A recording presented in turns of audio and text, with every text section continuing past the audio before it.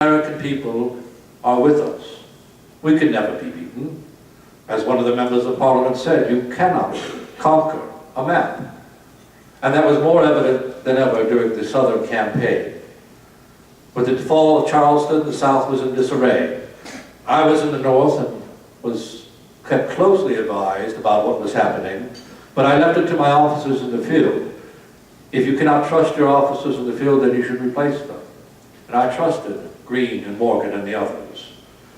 And their strategic retreat proved that no matter how many men England had, they would slowly but surely be whittled down. Now, they wanted to break the breadbasket of the Revolution, the South. I was somewhat convinced that New York or Boston was perhaps the best target, so I remained in the North. But finally, Cornwallis went through Virginia to Yorktown. He is planning to do what they had done throughout the war. When we had them at Boston, the British fleet came, lifted them off, and took them elsewhere. Yorktown was a deep water port. He was planning to do the same thing there.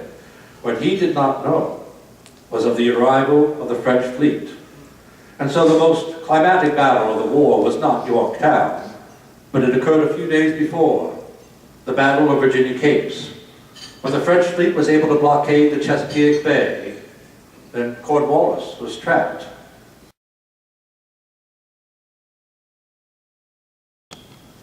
Now the document they came up with is far from perfect. But in my mind, it is little short of a miracle that such a document could be written to meet the needs of so many different peoples.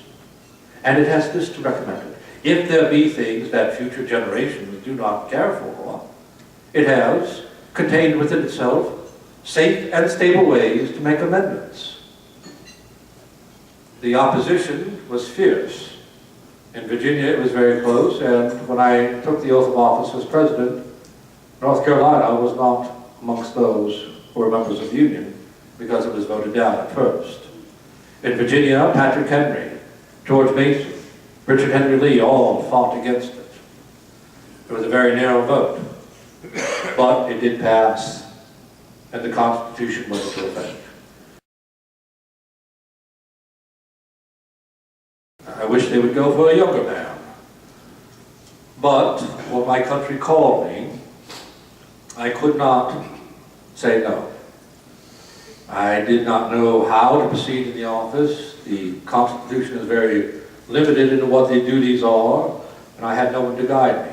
And I was very much aware that every action I took would be scrutinized by future generations as an example of what a president should do. I'm aware that I have probably made many mistakes. You may ask, why then did I come out of retirement for it? And that leads us back to the Hindus. We are at first students. We are then strivers. If we are fortunate, we are successors. And if we are successful, then we must become servants. We must be servants to the people and to the future generations that will follow us. For we did not fight this war for ourselves or our families, but for all Americans and all the peoples of the world suffering under the yoke of tyranny. We wished to light a torch of liberty that would light up the world.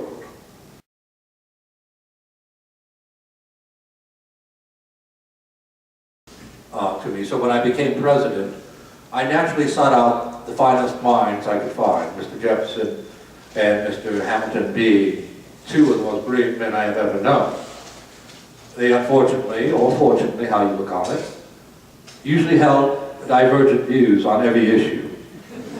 And whenever I would have an issue, I would ask for written ideas from them, take the information they presented to me, and in my role as the one who must make the decision finally, right or wrong, but it is my duty to make it, I would make the decision based on the best information I have.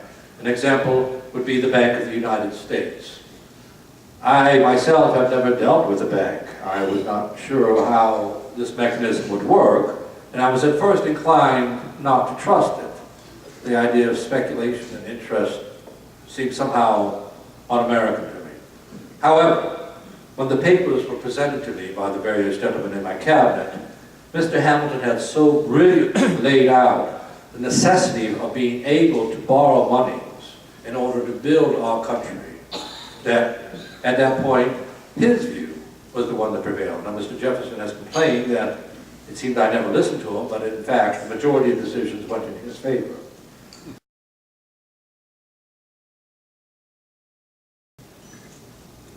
If I had any great abilities as a general, it was that I was resolved from the beginning to see the matter through, no matter what it might cost me, realizing that the penalty for what I was doing was to be drawn, hung, and quartered. I had my contingencies for that. I had lands over mountain I planned to go to if the worst came to the worst. But I was resolved to see it through. I chose people based on their abilities and character. Mr. Burr, for instance, was a brilliant man, but I did not trust his character, so I did not keep him in my military family. And there are others. General Knox was a bookseller before the war, but he proved to be a brilliant soldier and tactician, a logical quartermaster, and a good character. So I promoted him beyond people who had more formal training. And perhaps my loyalty to them and to my troops at Valley Forge, I refused to go into cabins before the troops had lodging. Perhaps that was what made them wish to follow me, and a love for their country, I think.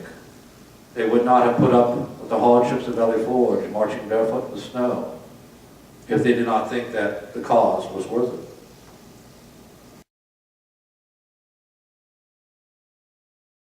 I think there is some misunderstanding here. As I understand it, some people feel that I am ascribing to the town some kind of bad intent.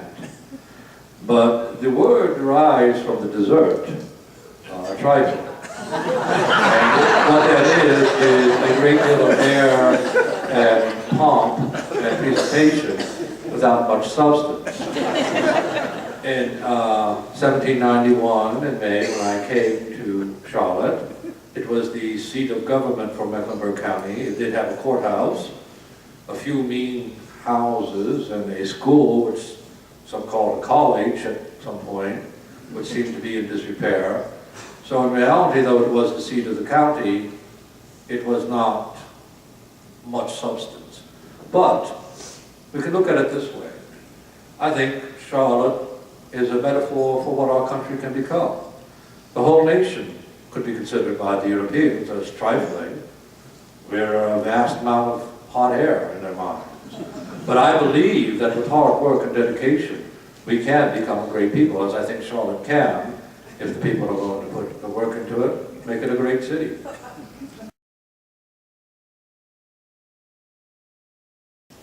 And in closing, let me say this. If we, with this great country of ours, with its vast natural beauty and resources, and with the liberties won for you by your forebears of blood and battle, if we cannot make from this a great, happy, and prosperous nation, then you will have only yourselves to blame. Thank you.